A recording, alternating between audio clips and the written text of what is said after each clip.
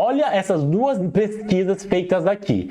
Uma por Balegar e outra por Ana Franco, uma brasileira. Meu nome é André Porporati, sou dentista, professor e pesquisador na Université de Paris, na França. E aqui neste perfil eu ensino dentistas a terem segurança no diagnóstico e resolverem 100% dos seus casos de bruxismo, DTM e neuropatia. Olha só o que mostraram. Em pacientes que têm DTM, cerca de 56% deles apresentaram critérios diagnósticos compatíveis com a cefaleia, migrânia ou tensional. Tá? Não é sintoma de dor de cabeça, é a dor de cabeça diagnosticada aqui.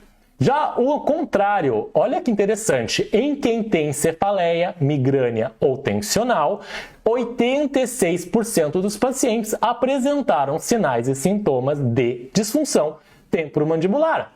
Então, se você quer mais pacientes no seu consultório, quem que você vai procurar? O médico neurologista.